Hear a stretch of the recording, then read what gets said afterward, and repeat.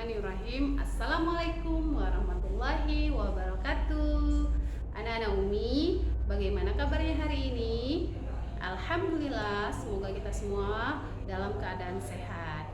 Nah, semoga hari ini kita tetap semangat dalam pembelajaran daring. Nah, berjumpa kembali bersama Umi Yuli di pembelajaran PJOK. Hari ini materi kita tentang subtema 3, yaitu pertumbuhan hewan. Nah, anak-anak Umi pasti sudah tahu ya pertumbuhan hewan itu seperti apa, baik dia yang bertelur maupun dia yang beranak, ya kan? Nah, di sini kita melihat di halaman 99 itu tentang pertumbuhan ayam. Nah, jadi yang ada di benak anak-anak Umi, kalau ayam itu dia bertelur atau beranak?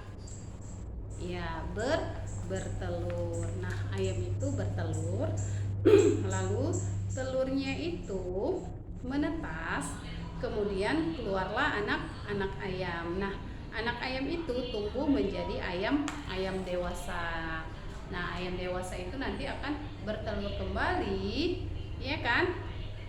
Dan menetas, dan begitulah seterusnya. Itulah tadi pertumbuhan hewan. Nah, sekarang anak-anak Umi bisa lihat di halaman 113.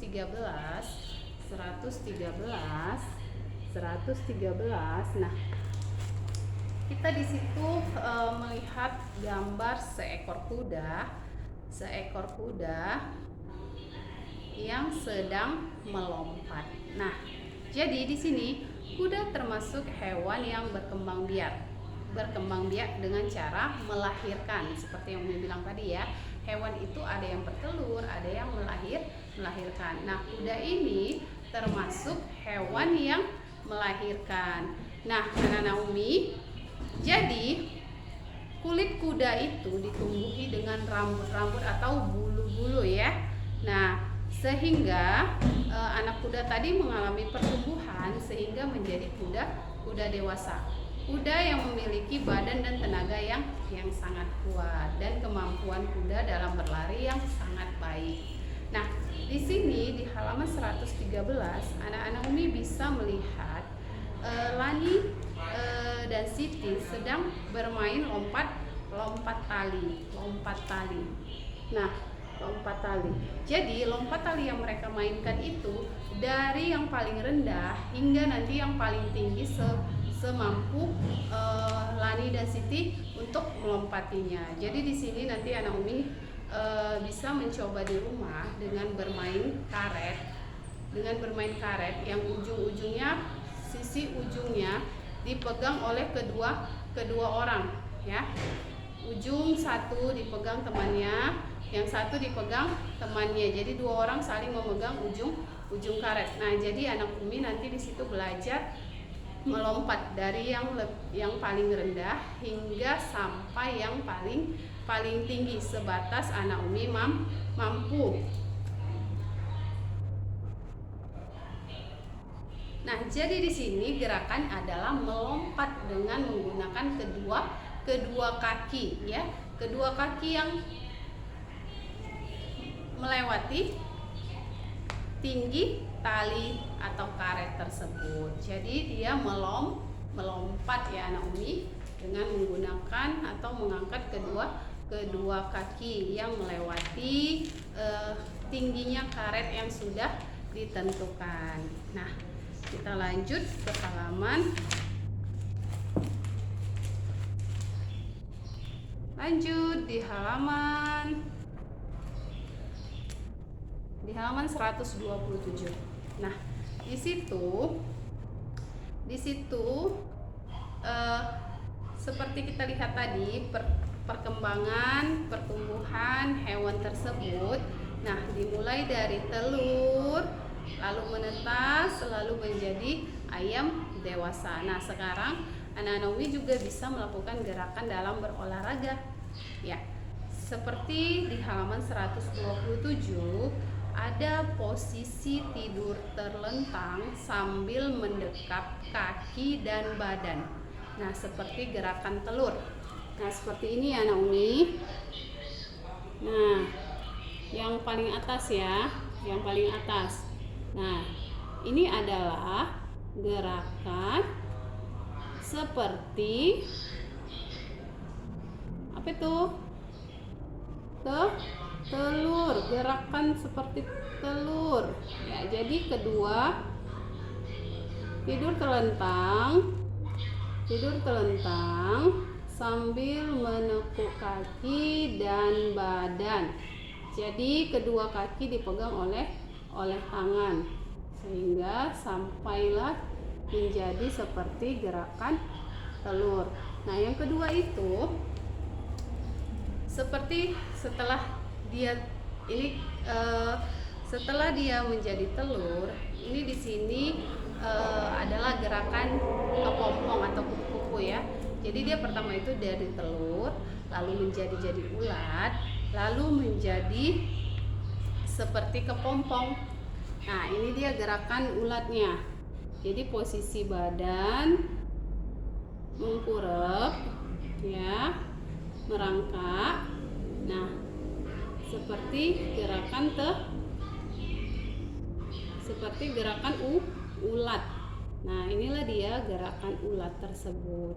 Nah, lalu dia setelah menjadi ulat, dia menjadi sebuah kepompong. Nah, kepompong itu dia yang ingin sebentar lagi menetas menjadi kupu-kupu. Nah, jadi Naomi bisa lihat gerakan seperti kepompong, posisi berdiri, tangan mengepal dan disimpan di atas kepala. Salah satu kaki diangkat menyerupai gerakan menggantung pada pohon. Nah, jadi posisinya itu tangan dikepal di atas kepala, satu kaki diangkat. Nah, seperti menggantung. Itulah tadi gerakan kepompong. Lalu ada di halaman 128 yaitu gerakan kupu-kupu. Nah, berarti kalau gerakan kupu-kupu dia sudah memiliki sayap ya kan, yang harus dikepakkan agar ia bisa terbang. Nah, posisi badan berdiri dengan terbuka. Kemudian ya katanya posisi badan berdiri dengan terbuka. Kemudian bergerak seperti gerak kupu-kupu. Nah, bergerak seperti gerak kupu-kupu. Berarti kalau kupu-kupu itu kan dia mengepak-ngepakkan sayapnya. Nah, itulah tadi pertumbuhan hewan. Jadi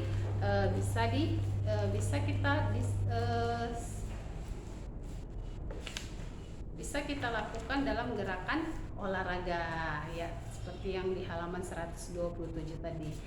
Nah, di sini anak Umi hanya melihat gerakan tersebut ya. Lalu kita lanjut ke halaman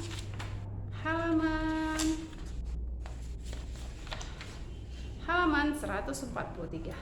Pertumbuhan dan perkembangan tumbuhan, katanya kayak gini. Tumbuhan memiliki banyak manfaat bagi kehidupan manusia.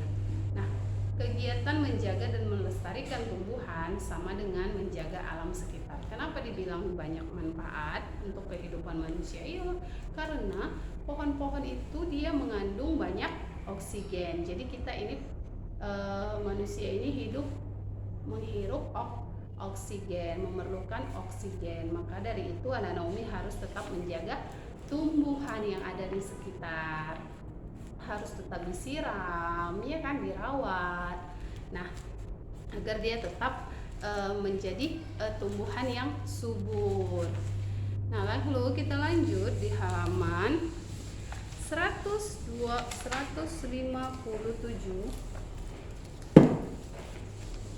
Banyak ya gunanya tumbuhan. Nah, seperti di sini di halaman 157. Nah, di sini ada anak Umi lihat pohon bambu. Nah, pohon bambu itu ternyata banyak gunanya untuk kehidupan manusia. Terutama di sini kita lihat di contoh halaman 157 itu, pohon bambu itu bisa digunakan untuk bermain rangku alun. Nah, bermain rangku alun. Nah, Naomi bisa lihat ya contohnya. Nah, bermain rangku alun. Jadi mereka menggunakan alatnya itu menggunakan bambu. Nah, ada 4 bambu yang harus dipegang oleh 4 teman yang melakukan gerakan melompati bambu yang terbuka itu hanya satu orang. Yang 4-nya tadi memegang bambu, mengatur yang mana posisinya tertutup, yang mana posisinya terbuka. Jadi harus sama. Nah, jangan ada di antara kedua teman yang memegang sama bambunya, ada yang satu menutup, satu terbuka. Itu tidak bisa. Jadi harus bersamaan, harus kompak. Nah, itulah tadi gunanya bambu. Itu untuk bermain rangku aluk. Ada juga untuk misalnya kayak makanan, bisa untuk lemang, ya kan? Lalu rebungnya juga bisa untuk disayur. Nah, jadi banyak kegunaannya untuk manusia. Nah, Anak-anak Umi, hari ini hanya sampai di situ penjelasan dari Umi. Tugas Ananda hanya melakukan gerakan seperti kuda melompat, ya. Jadi tadi seperti yang Umi bilang tadi, Anak-anak Umi menggunakan karet, lompati karet tersebut dari mulai batas bawah, ya, batas terendah hingga batas paling tinggi yang mampu Anak-anak Umi lewatin dengan cara melompat dengan mengangkat kedua kaki. Nah, hari ini sampai di sini penjelasan dari Umi. Semoga apa yang Umi jelaskan Anak-anak Umi paham, ya. Nah, Assalamualaikum warahmatullahi wabarakatuh.